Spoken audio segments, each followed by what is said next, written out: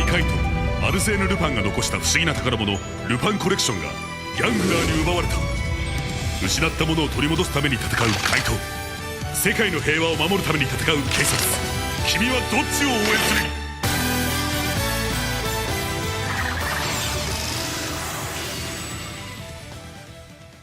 ？Hello and welcome to LupinRecap versus PatReview, the podcast that's stirring up a storm. I am your host, Wokamasi. With me is my co-host, Fefner Masabene. We're here, and oh man, there are so many parallels to the actual episode. Yeah, I developed a sore throat a couple of days ago, and it's mostly gone away, but if I sound a little off, that's what it is. And I got a haircut today, which is basically exactly like Tsukasa and Sakia getting nuked by Degranio. And as we'll see in this episode, in the long term, I think I have it worse. Your hairdresser just walks over and taps on the razors, and then there's sparkles flying everywhere, and then your hair is cut exactly the way you want it. Also, there's an explosion. I go flying out. The haircut was really good, thank you. So, anyways. It is the 5th episode, so you know what that means. Or the multiple of 5th episode words. You get it.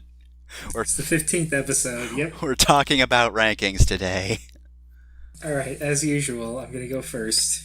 I guess I'll make this clear, as I don't know if I always do. I include what happens in this episode in the ranking, even though we haven't actually talked about it yet. Yep. It'd be kind of hard for me not to, but I think it's kind of important for this ranking. Because number 1 is Keiichiro, who has dethroned the queen. Umika has fallen to second, because it's not that Umika has done anything wrong. In fact, she had a pretty good episode a while ago, but holy shit, does Keiichiro really look good in these two most recent episodes. Mm-hmm. And then third is Tsukasa, because she's also good in these last 2 episodes, and she was in episode 13. That's weird that she had 3 good episodes, and yet Keiichiro is the one that I'm ranking first. She is pretty good today as well. It's the recency effect. Fourth is Kairi, who I'm pretty sure has dropped, because he's not done a whole lot this batch. There's definitely some points of interest in this episode, I think, but it's gonna be at least a little bit before that actually comes to fruition in any huge way. Yeah, he's still there, he's still developing, but he's clearly taking a back seat so everyone else can be developed more. Mm-hmm. And, I appreciate that, strategically. I'm glad that they're letting the other characters be developed, but it does mean that Kairi kind of drops a bit. And in an effort to make sure we don't have the exact same lists, I actually bumped up Sakia to 5th. I know I said I wouldn't do it. But after being, the only tolerable thing about episode 11 and a lot of the stuff he does in these 2 episodes, it was really hard for me not to reward him at least a little bit. And there was only one. The crush only came up once in these batch of 5 episodes, didn't it? Is it the one in this episode? Yeah. Yeah, and it was not bad at all in this episode, so. Yeah, I'll talk about it when we get to it, but it's very quick and almost just they could have put that line even if he didn't have a crush on her. Mm-hmm. And oh, how the mighty have fallen.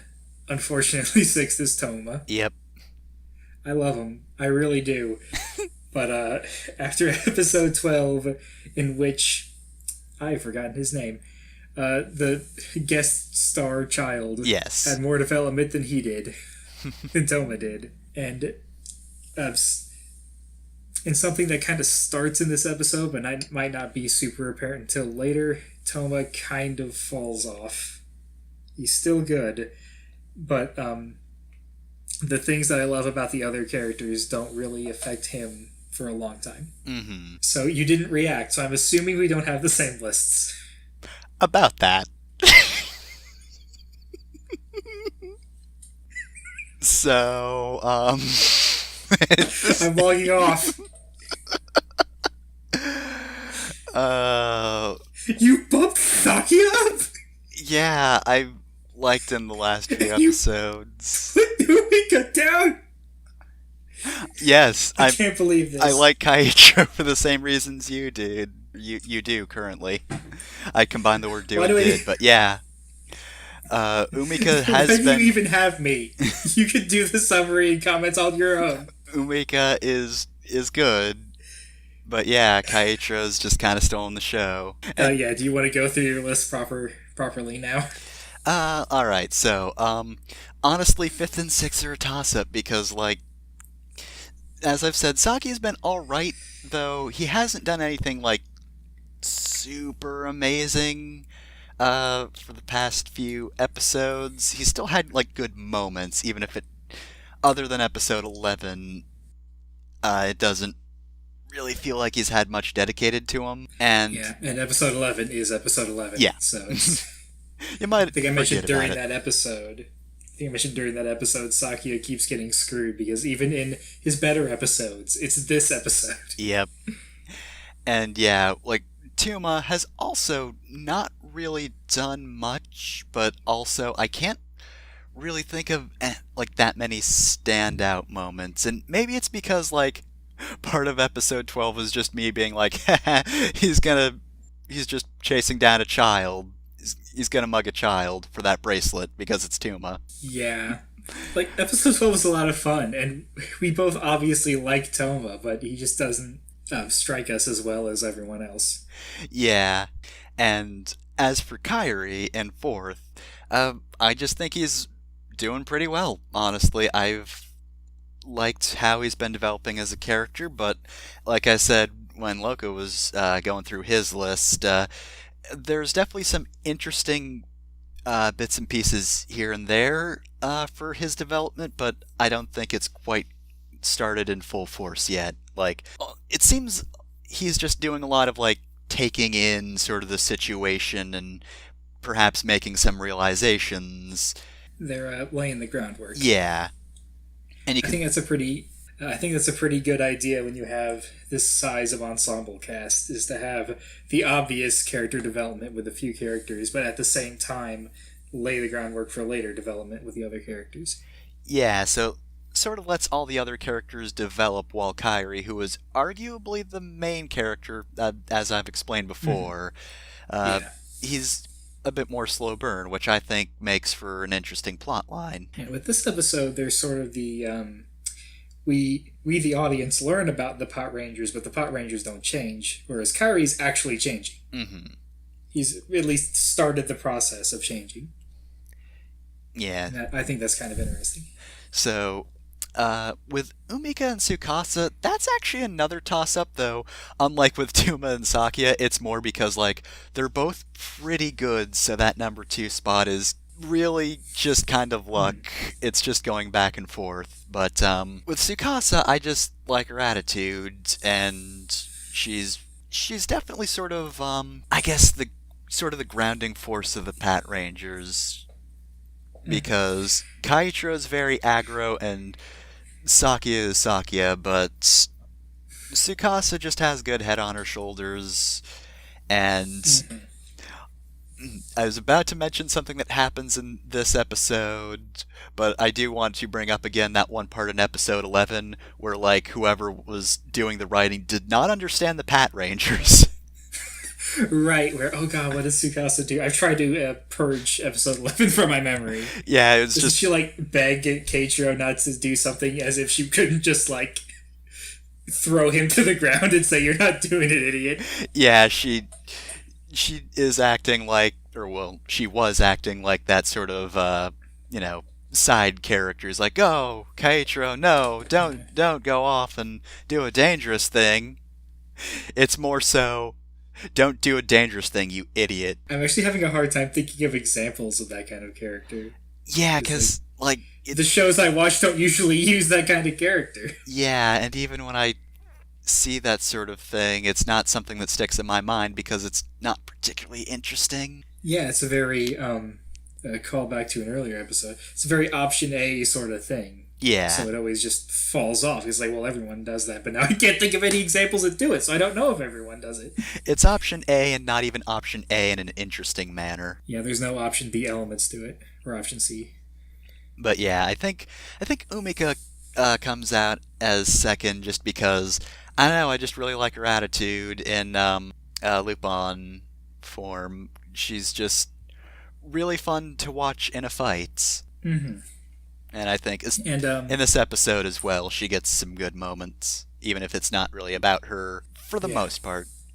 Of the Lupin Rangers, she's probably one of the more plot-focused this time around, but still. And I know I mentioned earlier I appreciate how the show is going to let Tsukasa and Toma be opposites and Umika and Sakia be opposites rather than like pairing the girls off. Yeah. But I'm conflicted because pairing the girls off has also led to really good episodes. Yeah, I'm kind of glad that's what's going on, like the fact that Umika can be a parallel to Sakia, but also she's good friends with Tsukasa. Yeah, if you put any two characters together, you can draw parallels if they're, well developed enough. Mm-hmm. So I like that they're not just cordoning off like every Lupin Ranger has a designated Pat Ranger. Yeah.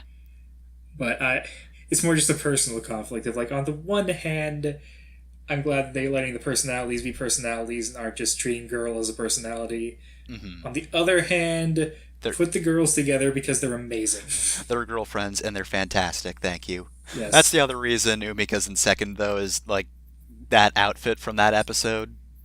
Almost forgot to mention that. Sorry, Tsukasa, you're not that stylish. And Kaiichiro's number one. The best boy. Let's get to why that might be, I suppose, because what better reason would I have for that than the episode description? Alright, let's get started with the plot summary for episode 15. A police officer's job. Are there any alternate titles? They say an officer's duty. That, honestly, is a little more succinct and less awkward. Yeah, it's probably more what they actually wanted to say. Yeah, a police officer's job is... It's a literal translation, as all get out. Yeah. Oh god, did you see? Let's go a little off topic. Did you see the Jeremy Blaustein tweet of like the phrase "in restless dreams"? If we translate it literally, would have been "when I can't get to sleep." From some Silent Hill. I forget which one. Probably Silent Hill 2. I think so. Yeah. Oh my god. So yeah, localization's great, and I love it. Yep, localization is very good. Always, or never go with literal, because 9 times out of 10 doesn't work. Yep. So, after a brief recap of everything going wrong for the Pat Rangers, we begin at the only place we really could start from, the hospital.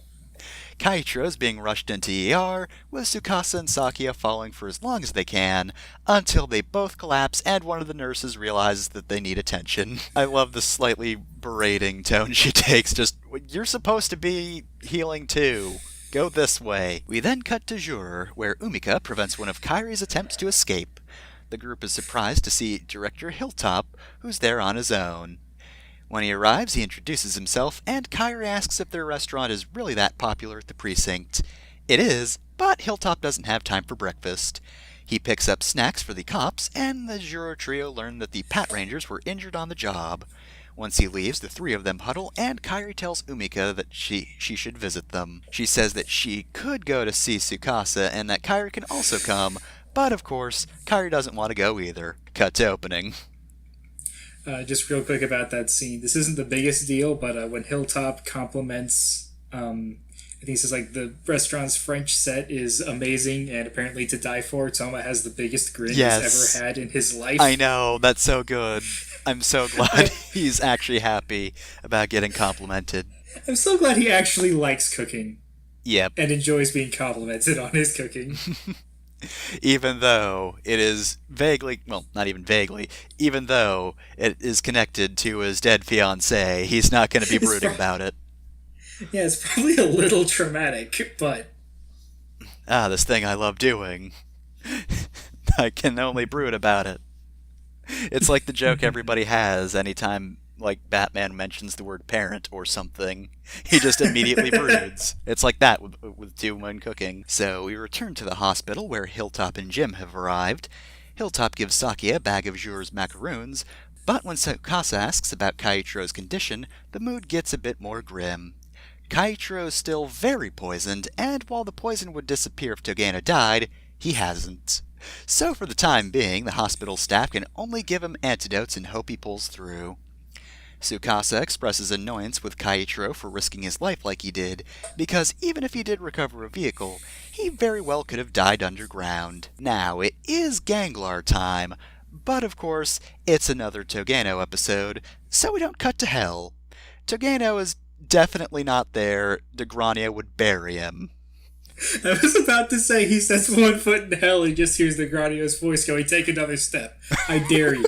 Take one more goddamn step. Oh man, I'm just imagining Degranio doing a Dracula if he did. Just wine glass shatters and then Togano is dead. It's like an I Want to Be the Guy where the wine glass can kill you. Instead, Togano and Destra are having a secret meeting. Togano begs Destra to forgive him, despite the fact that Degranio hates his guts. Destra then asks about the Versus vehicle, and promises that if Togano talks, he'll give him a second chance. Or try to, anyway. Destra then pulls out a new treasure. Boy, Degranio's not going to be happy when Togano eventually fails and loses a collection piece he wasn't even supposed to have. I do just want to point out what you called it when we watched it together, the bird of forgiveness. Its power is sucking up to the boss real good. This is something that might be a little vague. I think the implication is that Destra didn't get a third collection piece. That's just one of the two he has. So this is like kind of a big deal because it's making Destra weaker. You know, that would actually kind of make sense power-wise. I could see Destra using this sort of thing. We'll get to that, but first, I am kind of interested in, like, the fact that Destra's asking about the Versus vehicles, because this seems like a continuation of that one plot thread of the Ganglars don't know what's up with the collection. It seems to be changing, and the Versus vehicles we'll also actually see a bit more on this later in the episode, but seems like the Versus vehicles might actually be a big part of that.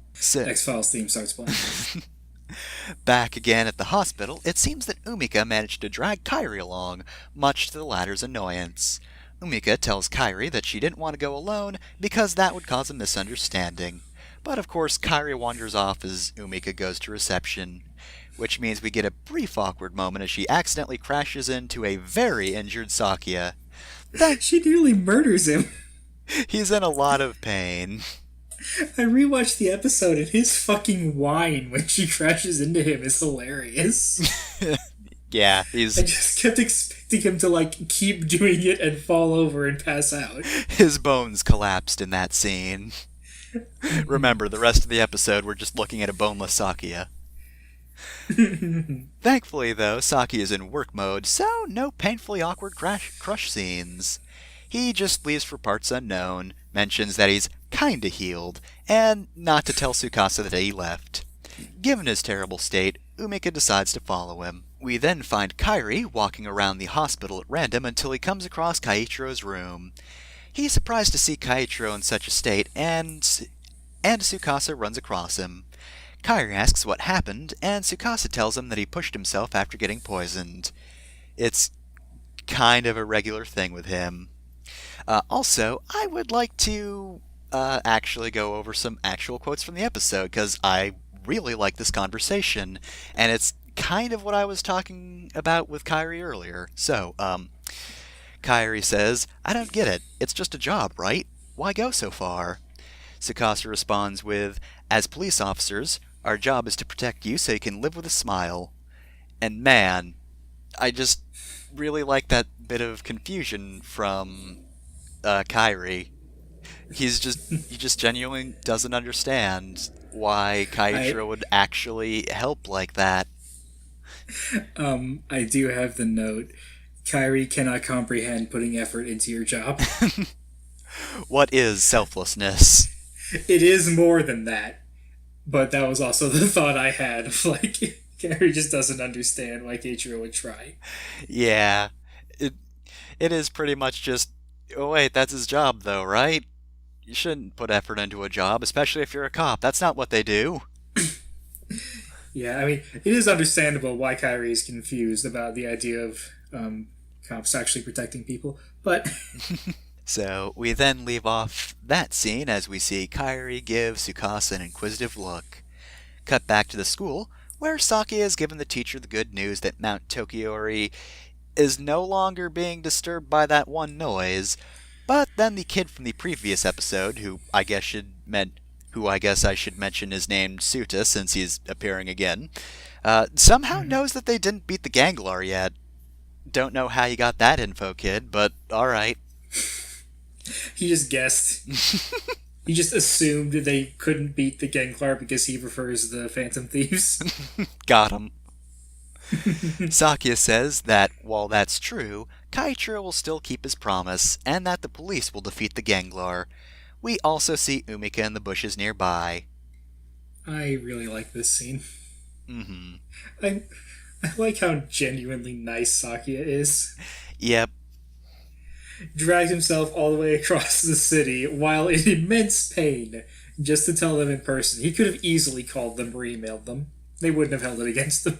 Though, of course, Umika's watching, which I'm gonna guess, considering I've seen other media before, is probably the part where she's, is more interested in him, I guess. Because, look at that. Even though Saki is normally really awkward, he's genuinely a good person. So, I'm just calling it now. That's probably the start of some kind of relationship. But, at the very least, it hasn't happened yet. So, I can mention my headcanon is safe, and also in this episode, going back a bit, there's that scene where Umika enters the hospital and she has flowers, which Sakia sees and briefly takes before giving them back because he's busy. But he's like, oh, these must be for me. And Umika's like, actually about that. And they're probably for Tsukasa then, because, she's not going to bring flowers for Kaiichiro. She barely knows the guy. And if they're not for Sakia, there's only one other officer she could be seeing with the flowers. So I forget how far I've actually gotten ahead because I'm not caught up anymore. But a fair distance into the show, I'll just say I don't know if it's a sure thing. Okay. That's good to know, because, in any other show, it's that one moment where it's like, oh, even though Sakia couldn't express himself, now I have seen that he's actually a good person. So enough about that, it's Ganglar time. Togeno asks the boss to watch him, which is why he's in this position in the first place. But at least Agranio isn't physically here, so nobody will explode today. But it's still pretty bad because thanks to his new collection piece, his shotgun now has a scope and can fire many needles, which he does, into a crowd of people. I'd also like to point out here, just a quick thing, I actually really like how a few of the background actors don't just, immediately realize their friends have been shot. One seems to realize it immediately, but, she sort of backs off first and then, crouches down to tend to the person. But one of them looks to where the shots came from first, and then one just seems to take a moment to register what just happened. She kind of seems to just walk forward for a second and then go down and look at her friend. Yeah. There's a lot of acting happening in those 10 or 20 seconds. Yeah, less than that even. That's just a quick little bit. I just really like how they use those extras. That is kind of neat. I thought that was worth mentioning. Anyway, a lot of people are probably about to die because they don't have Kaiichiro's sheer stubbornness. Tuma, with his bag of groceries, isn't one of those people. Like the old Bible in the pocket trick, the grocery bag protected him from the poison needles, and his reaction time got him to cover. Togeno draws closer, and Tuma decides to be heroic and Kaito changes immediately. He tries firing at Togeno, but Togeno's still too far away for the shots to do any damage. I didn't know range was a thing, but it is, so there you go. Blue charges forward, but has difficulty advancing far with all the needles flying about. Togeno brags about his new collection piece, and Solid Blue remarks about the new collection piece. Okay, I kind of like all of Blue's acrobatics in this scene, but I kind of want to see what this looks like before they added the CG spikes. Where he's just breakdancing in the street. We then return to the school, where the teacher is informed of the Ganglar attack. Despite his injuries, Sakia intends on going after him. Suda says that he should just leave it to the Phantom Thieves, but Sakia smiles and tells him that he can't just do nothing. Umika's still there in the background looking concerned. We then see Sakia back at HQ, surprised to see that Tsukasa is already there and in uniform. Well, a shoe tie away from being in uniform anyway. Either way, Sakia tells her that she's being too reckless and that her injuries are worse than his. She then says, "Don't lump me in with that idiot Kaiichiro. We have to think of a possible counterattack, execute it, and return safely." So again, that writer did not understand the Pat Rangers at all. Oh yeah. I really like this scene because they let both Pat Rangers be like equally heroic despite them taking different paths. Mm-hmm. We see Sakia go through the, idea like I'm gonna go help. I'm gonna go take down that Ganglar. Meanwhile, Tsukasa has already started doing it. Yep. And is on the ball a bit more than Sakia, but the show doesn't criticize Sakia for taking longer or anything like that. Yeah, I mean, he had to go to the school first. It was important. Morale is good. Tsukasa criticizes him, but that's just Tsukasa. That's Tsukasa. And it's just a really cool scene for Sakia. Like, all right, time to get changed. Tsukasa's already completely ready to go. Yep. So, as they head off, we see a very worried Director Hilltop watching their car from the window. Meanwhile, Blue is still doing flips. He makes it behind cover, but he sounds tired. Red and Yellow then leap in and make it to that cover that Blue is already at, without 20 minutes of unprogressive flipping. I'm not 100% sure what that was all about. Maybe the idea is that Blue was distracting him. I really don't. It's a little weird that they didn't, pop out of the building or something. Blue then refers to Togeno's poisoned quill attack as a pain, which seems like it's a bit of an understatement since multiple people are probably dead from poison at this point. Hearing the word poison, Red figures out that this is the guy who took out Kaiichiro. Red and Yellow Kaito change and charge forward. With 2 targets to deal with, Togeno can't stop Red from taking cover behind the stairs and activating the Scissors Kaito boost. Armed with a shield, Red climbs to the steps and trips Togeno. He enters the combination 909 and reaches for the collection piece, Oloin, and surprise! A needle shoots into Red's hand from inside the safe. That's right, Togeno can booby-trap his own dang safe. Red manages to grab the Oloin, but he stumbles backwards and rolls down the stairs. Togeno used his collection piece as bait yet again, but this time it was a little better planned out. Togeno states that it's not enough to just kill the police, he's also going to kill the Phantom Thieves as well. But Yellow manages to distract Togeno while Blue tends to Red. I think I mentioned this off podcast, but I really like just how effective Togeno is because he booby traps things and no one is prepared to deal with that. Yep. This is a really good scene, and also, I do like Red bringing up the fact that he used the collection piece as a booby trap, or as a distraction again, but this time, as was mentioned before, Togeno's actually pretty crafty, and if he has a plan in place, he's very effective. The first time, using the collection piece was a panic button. This time, he knew what he was doing. Yeah, with 20 minutes of prep time, Togeno's pretty good. But as soon as the plan goes off the rails, he has no improvisation skills at all. Which is weird because he has a gun. Togeno manages to throw Yellow off and aims his gun at her, but before he can fire, we hear Sakia order him not to move. To Togeno's side, Tsukasa and Sakia have their guns trained on him. They Kaisatsu change, but Togeno doesn't care.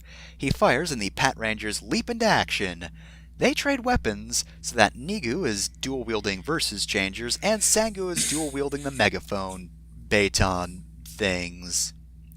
With those, Sangu deflects both bullets and needles, while Nigu leaps off of her shoulders and fires into Togeno. I love this fight so much. It's so good. Honestly, this entire episode, fight-wise, is kind of up there with my favorites, I think. Also, I don't know if this is something that, my brain just tricked my eyes into seeing, but I think that like the spikes and bullets are slowed down during the time when Sango deflects them. Yeah. But I don't think Sango's movements are. I think they're moving at regular speed. With the implication being that she is just going so fast. Dang. I didn't notice that, but possibly, Again, yeah. that might not have been what actually happened. It might just be my brain playing tricks on me. But I kind of want that to be what happened. Yeah, we'll have to double check that later. We then change scenes to Kaichiro, who's still poisoned and unconscious. But two of the nurses start talking about this Ganglar attack, and Kaichiro's unfailing ability to overhear conversations about Ganglars and Phantom Thieves wakes him up. The nurses leave to check on the other patients, which means that Kaichiro is now alone and thinking about justice. He begins struggling to sit up, while we switch over to Sangu's struggle against Togeno. She and Nigu are doing pretty well dual-wielding their respective weapons, until Sangu's injuries interrupt her. Togeno wastes no time taking advantage of that drop of her guard, and then he begins choking her, throws her into Nigu, kicks the both of them, but mostly Sangu, punches Sangu, and then just kind of beats both Pat Rangers up, ending with shoving the butt of his shotgun into both of them, at which point they both roll backwards. Like, dang. I really like how even with the injuries, they clearly had the upper hand for the most part. Yep. So if they hadn't been beat to shit by Degranio, this would not be an issue. Oh yeah, they not would have at won all. before Keiichiro even got there. But yeah, just Togeno does kind of beat the shit out of him, and man, it's actually pretty brutal. Watching the second time around, it's just, geez. With the Pat Rangers unable to move, Togeno takes aim and prepares for the killing shot, only to be interrupted by a blaster fire from, you guessed it, a very angry Kaiichiro, who's still so sick he needs to brace his firing hand with his other hand. His other hand, which, by the way, is holding Good Striker, who happened to wander in off-screen on Kaiichiro's way here. Kaiichiro collapses slightly, and Sangu berates him from coming here in this condition. Though, as Kaiichiro points out, she's one to talk at this point. The Pat Rangers lyric theme then starts playing, and Goody remarks that he's got an even better feeling about the police today. So, we mentioned before the Lupin Ranger side of the main theme. When that's playing, it is just really energetic and jazzy. Yeah, that has the jazz elements to it, and it's very cool and flashy, and like, look at me, I'm doing a cool thing. The Pat Rangers are a little more quiet, though. Like, right. I don't know if I would say quiet, but it's more like inspiring, maybe? Yeah, inspiring. I'm not great with music, so I don't know how to describe it, but like, it's when you have that sort of lull and maybe a more like upbeat, triumphant sort of theme where it's still sort of triumphant, but it's a little bit quieter. Like, just imagine that sort of thing, but extended, and it still sounds good. Hold on, I got it. It's the version of Fist Bump that plays during the final boss of Sonic Forces. Where it's not quite as iconic, and it doesn't hit the same, like, holy shit, hell yes, let's go feeling as Fist Bump proper. But in some ways, it's a bit cooler. Mm-hmm. Like, Chase You Up, the Power Ranger theme, is pretty good. Like, on my own, I usually listen to the Dial Womoase, if I had to pick one.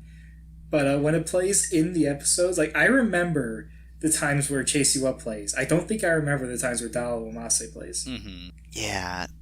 I really wish I was better at describing music. It's just that's the hell of it, isn't it? It's like the drop point of the song, or pre-drop.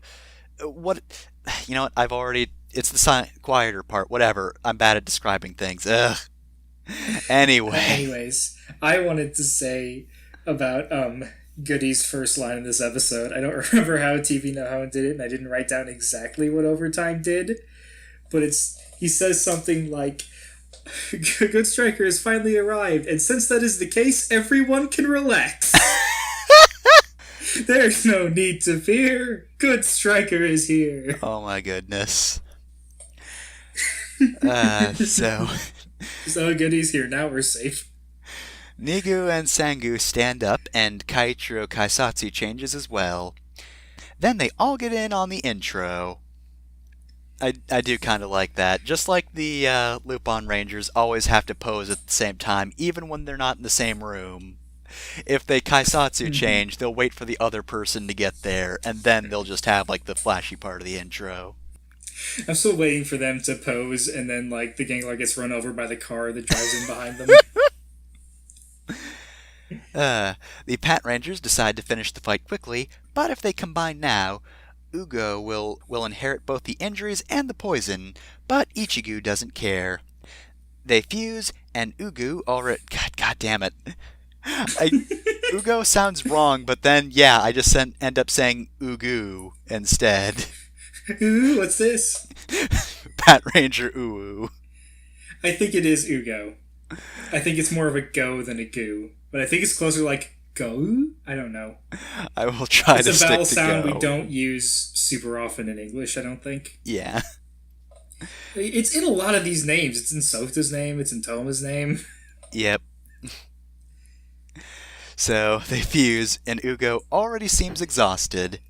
They feel the poison set in, but enough of their pain has subsided that they can get something akin to a good shot in. Togeno, thinking quickly, decides to just run away.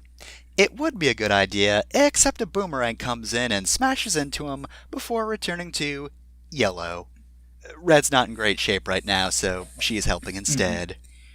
So she just stole the weapon from Red's dying grasp. Yellow, no, wait, where are you going?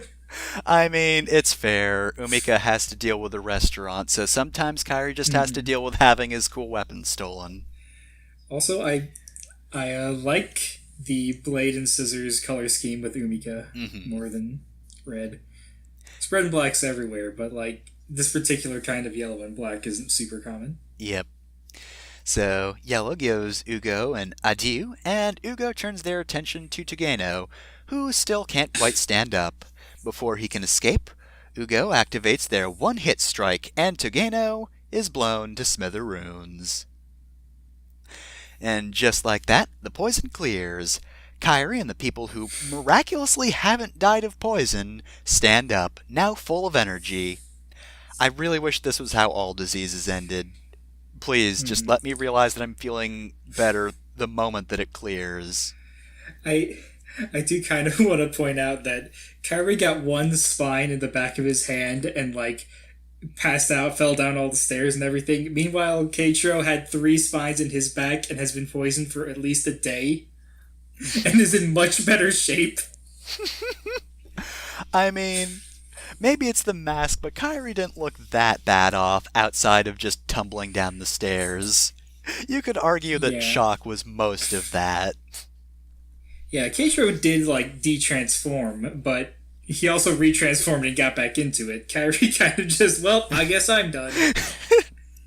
Damn it, Kairi. You already used up all your sick days. You can't call in now. You used them up within the first month of the year, Kairi. So Pat Ranger Ugo separates, and Nigu and Sangu drop to the ground in pain. But Ichigu's feeling A-okay, and he does a dance to celebrate no longer being poisoned.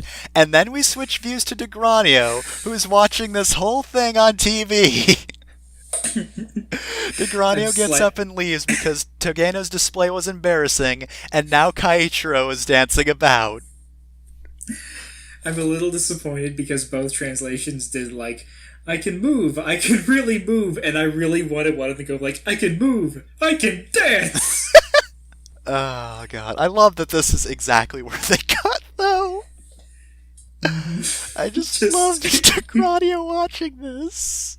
Degranio slowly getting even angrier.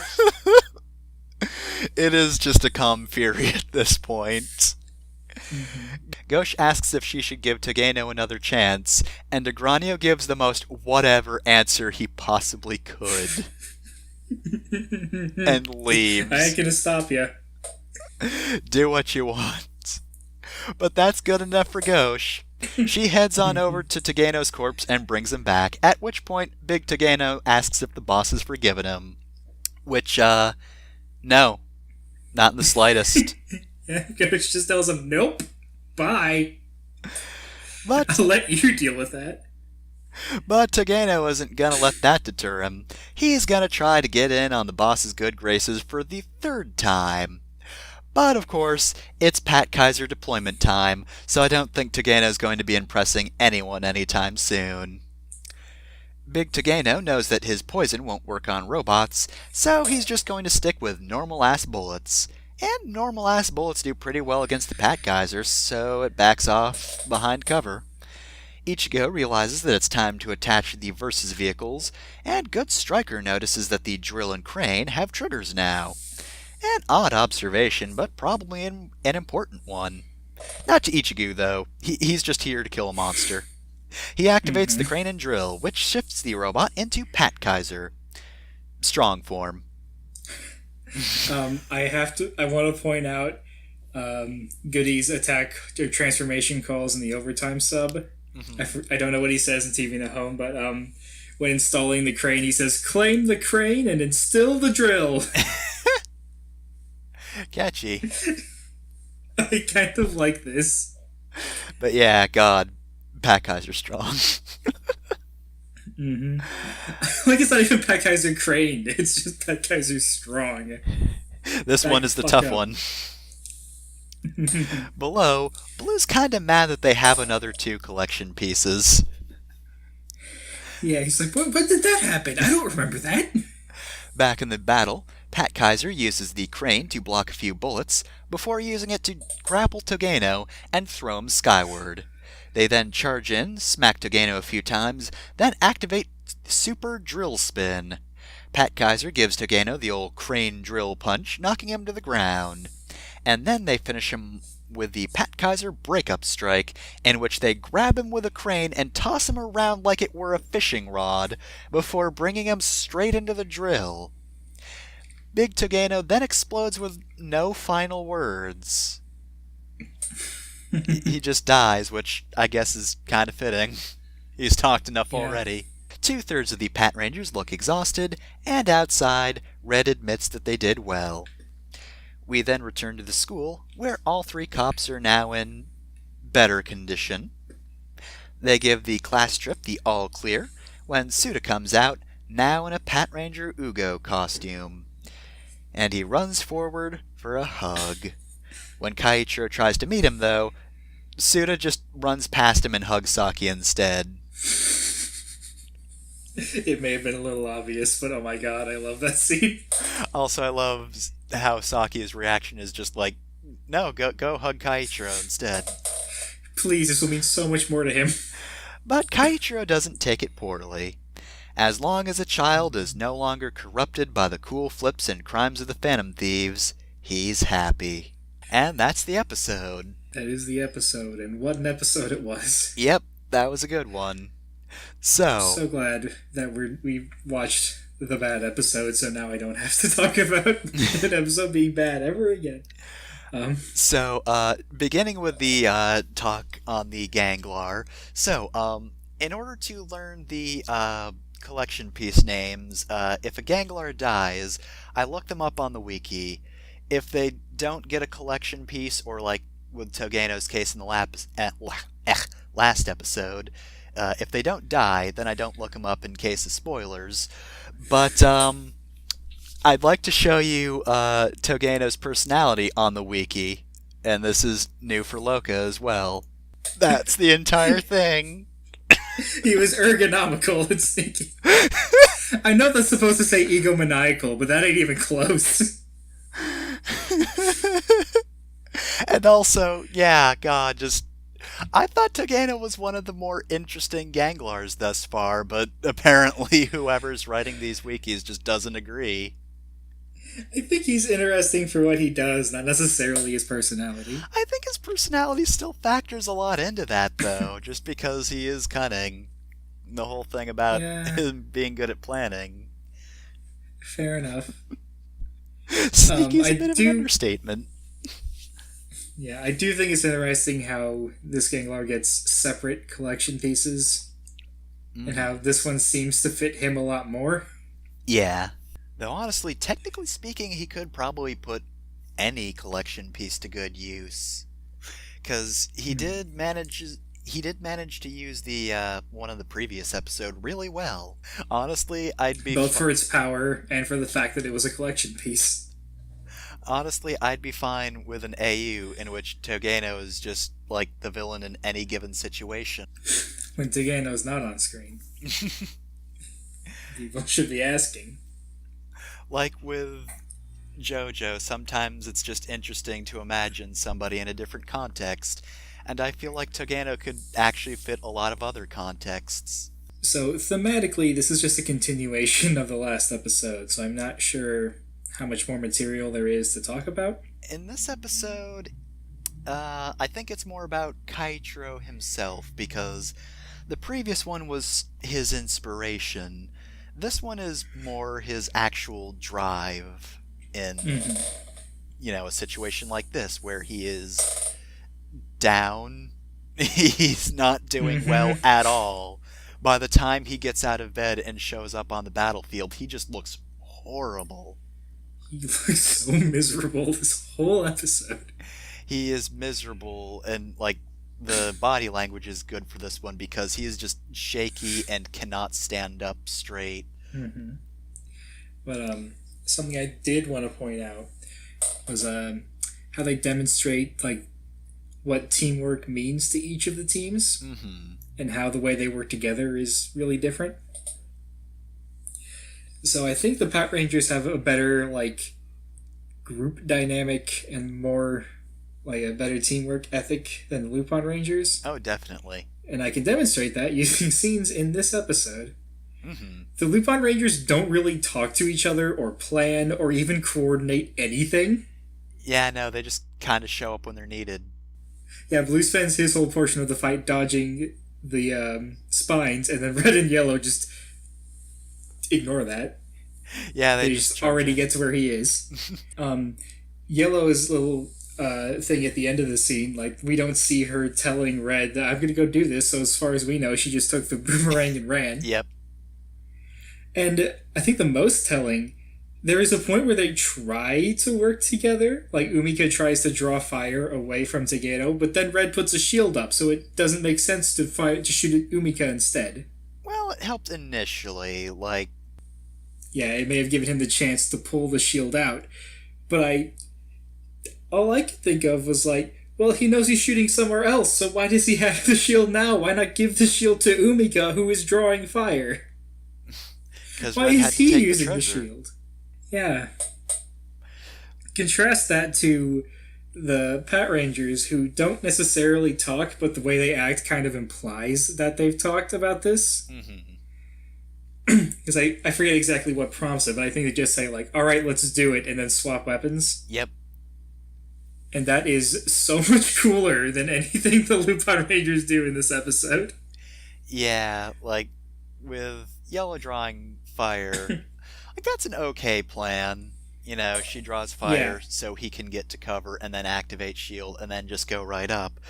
But yeah, that's pretty much the extent of their teamwork, is separating. Though also I'd like to point out quickly, Togeno's line is it doesn't matter if there are two of you, or something like that. And then it did matter that there are two of them, because he goes after Umika, and then whoops, that allows Red to just waltz up to him. And I also like the choreography of the Pot Ranger fight with Togeno, because it's really I guess tight, in that it's always Umika doing something, Tsukasa doing something, Sakia backing her up. Sakia takes advantage of the openings Tsukasa makes, and vice versa. And it's why I'm, it's really convincing that they would have taken Togeno down if Tsukasa did not feel pain at that one exact moment. Because they were doing really well. And then there's the talk of, the most obvious thing being, do you really want to form Ugo? He'll be injured and poisoned. And they're yes, it's because it's a symbol of our willingness to work together. Yep. Unlike the Lupin Rangers, who just get more reds. Yeah. Kairi just sees more of himself. Yeah, I've already talked about I like Sakia's motivation and actions in this episode. Mm-hmm. Tsukasa's still cool. So, I kind of just want to touch on something I noticed with the overtime translation that I think differs from the TV Nihon translation. TV Nihon, I think, either always uses cop or doesn't seem to have much, like, thought into which word for cop that they use. Because there's several different words. But I noticed, at least in this episode, the juror trio always referred to the Pat Rangers as cops. The Pat Rangers usually refer to themselves as police officers, and the thing that makes me the happiest, the Ganglars always call them pigs. So anytime you see the TV Nihon sub and a Ganglar says, "Listen here, cop," you know that they said, "Listen here, pig." Oh man, soon we'll be at the point in which I'll be seeing only that translation, so... Yeah, we're running out of TV Nihon. I'm sorry, TV Nihon, I don't have anything against you. And I'm glad that you subbed Game Center CX, because I don't know what happened to all the other subs, but... I like your font choices, they're good. Hey, get your font person to work with overtime. Alright, font person, get to overtime, go, go, go, go, go. We've distracted them. Overtime, can you poach the font? Director. The cutthroat world of fan subs. I hope there's not, like, actual, like, really bad blood between these two fan subgroups, because I don't know anything about that. And I just, like, accidentally stumble on this horrible feud. They've taken lives before. Yeah, this episode is another one that's really well put together with its text, and the only real subtext was just, like, the way the fight was choreographed. Mm-hmm. So I don't have a whole lot left to talk about regarding themes. Is there anything you wanted to talk about? I don't think so. I guess I'll just... I guess this is more terms of, like, predictions, but more on the collection piece mystery. Because both Destra and Goody drop some hints. With the scissors and blade, Goody mentions, you know, he was just like, oh, hey, they've been gone for a while, but didn't make any more remarks other than that. But in a similar fashion, it doesn't seem like Goody's seen these new Versus vehicles in at least a little while, but he wonders why they have a trigger. And yeah. I don't know what that could possibly mean. How are they changing and why? This isn't like the most dramatic example of this, but I do appreciate just like a character says something the audience has known the entire time, and you just go, "Oh, that was supposed to be weird." When it's done really well, it's like a gigantic spoiler, so I can't give examples. But yeah, I always appreciate it when a character reacts to something, and the audience is like, "Wait, but that was important? What do you mean that was important? We've seen that the whole time." But of course, Kaiichiro does not care, which makes sense. You know, he's fighting a Ganglar. His friends don't feel well, and he hasn't had, you know, any insight that there's even a mystery at all. So why would he care? Honestly, I feel like if Goody said that around Destra, then Destra would be like, "My God, a new development." He just grabs Goody. Tell me what you know. He's just got a cork board, and he has the whole pins and rubber bands thing. God, I wish I could draw, because I want to draw. I want to see a drawing of Destra in that one Always Sunny in Philadelphia screen cap that everyone posts. Yep. Just... It's a conspiracy, boss. I've got theories. He just has a picture of Goody and beneath it's written, "Don't believe his eyes." Or Kogure. Does he know Kogure? No, that's under Kogure, never mind. That is 100% under Kogure. Destra just takes one look at Kogure, and his one eye just dilates. No, his picture of Kogure is Kogure turning around, and there's like a sinister aura around him. It's like from behind, and Kogure's turning around to face him, and he looks like he's going Super Saiyan or something. That one image of Dio and Jotaro walking towards each other, but it's Kogure and Destra. I love that image so much. God.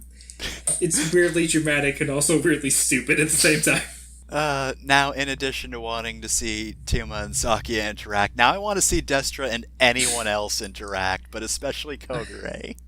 I want to see Kogure and anyone else interact. I would like to imagine he's being exceptionally polite to the Lupin Ranger, so I want to see him, like, cut loose. Like, I want to see him walk into the global police headquarters and they go to greet him, like, hello, sir, you just don't fucking talk to me, pig. He just smacks Sakia with a book and grabs one of the Versus vehicles. He just reaches into his pocket and throws little Kogure at someone. He throws it at Jim and he hijacks Jim. Jim crawls into the wires and starts controlling him from the inside. Little Kogure crawls into Jim, that is. Okay, this is fun, but We've gotta stop. I should probably call it. Because we're done talking about the episode and now we're just writing a fanfic. Yes. The extended Lupin fic will be finished one day, but it's not today. Mm-hmm. If you want to follow us on Twitter, we are at LRVSPR. Fefner is at Fefner Masamune. If you want to send us an email, maybe give us ideas for our fanfic, or if we get one email telling us to do an episode where we just talk about ridiculous fanfic-like stuff, I will do it. Fefner might not. I shouldn't have volunteered her like that, but... I mean, I probably would, to be fair. If you want to send that email, you can send that to LupinRecap vs PatReview at gmail.com. And with that, we will see you in the next episode. Adieu.